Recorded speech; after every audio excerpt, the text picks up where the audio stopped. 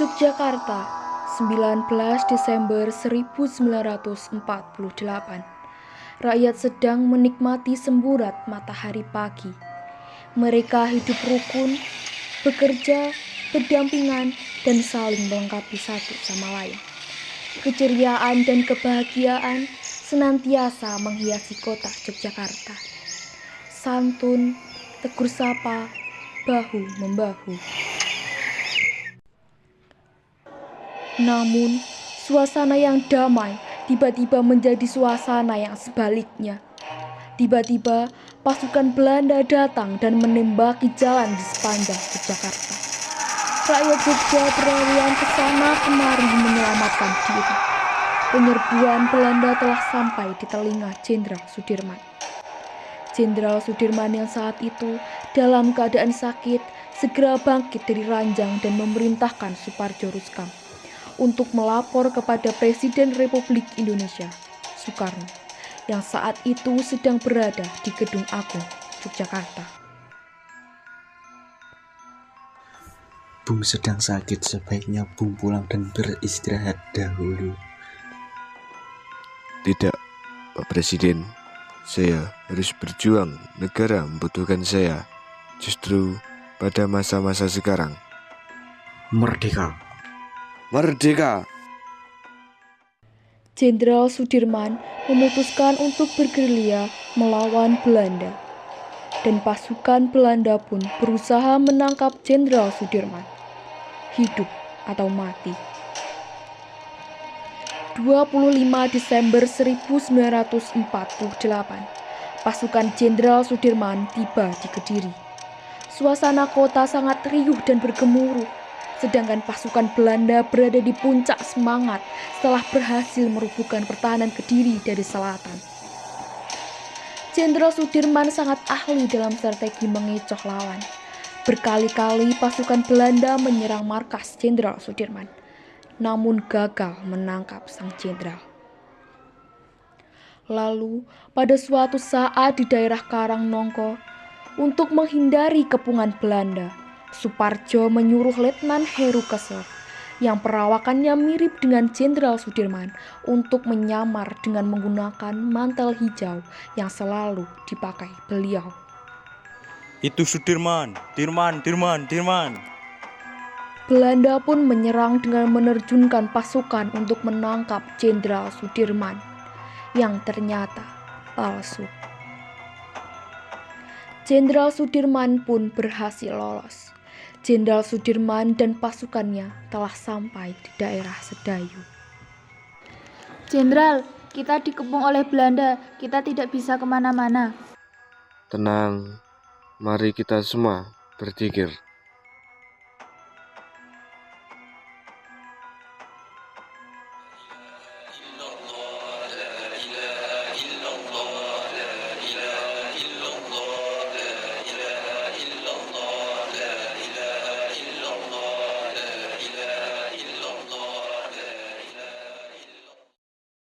Seorang mata-mata kemudian melaporkan keberadaan Sudirman kepada pihak Belanda. Benar, ini Jenderal Sudirman. Ini Jenderal Sudirman. Hei, ini bukan Sudirman. Ini Sudirman. Hei, Ini Sudirman.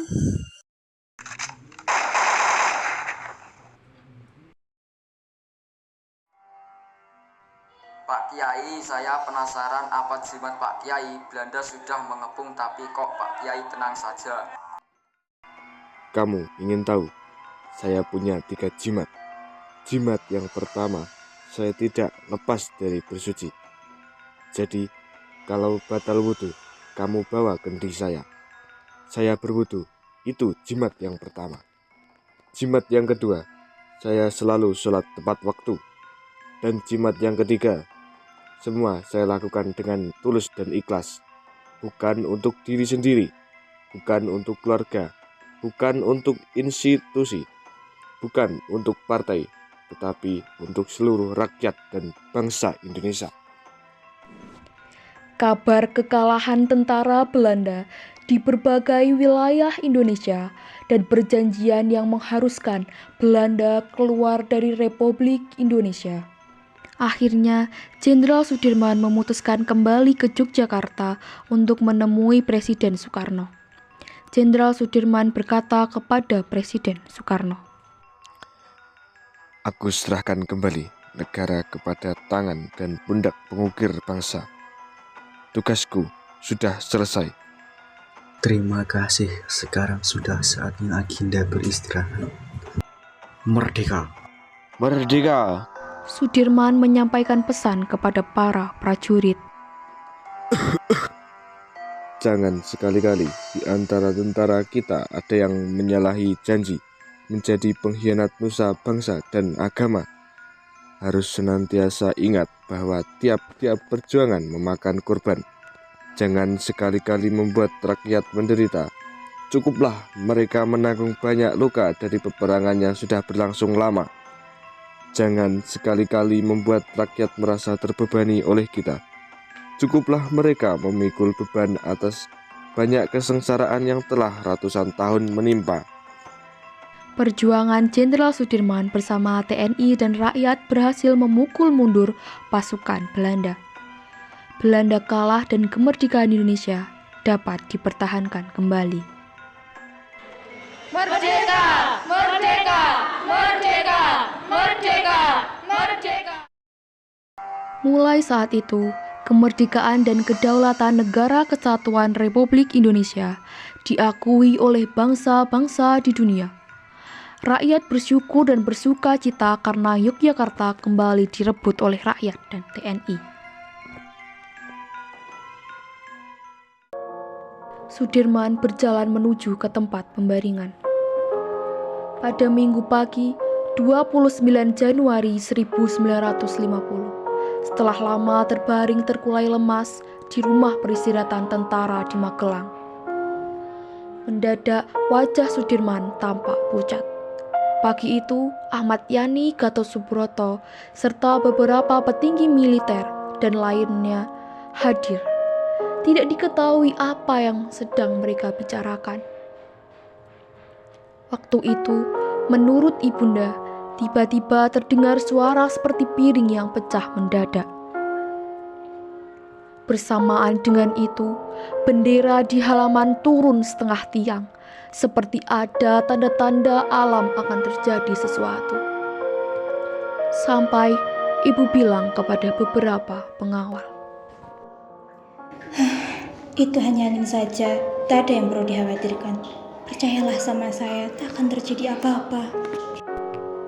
Setelah sholat maghrib, sebagaimana didengar oleh Siti Alifah, Sudirman memanggil istrinya ke dalam kamar dan beliau berkata, Bu, aku sudah tidak kuat. Titip anak-anak. Kau mas jangan berkata seperti itu. Kang Mas akan baik-baik saja. Tolong. La ilaha illallah. La ilaha illallah. La ilaha illallah. La ilaha illallah. La ilaha illallah. La ilaha illallah. Muhammad Rasulullah. Muhammadur Rasulullah. Kang Mas. Inna lillahi wa inna ilaihi raji'un. pada tanggal 29 Januari 1950, pada usia 34 tahun, Jenderal Sudirman wafat karena sakit yang dideritanya. Jenazah dimakamkan di Makam Pahlawan Semanggi, Yogyakarta. Indonesia berduka telah wafat putra terbaik bangsa sebagai kusuma bangsa pengawal kejayaan Negara Kesatuan Republik Indonesia. Namamu akan selalu dikenang harum sepanjang masa. Panglima TNI dari masa ke masa sebagai sosok yang selalu melekat di hati rakyat. Dialah Jenderal Sudirman. Betapa hatiku takkan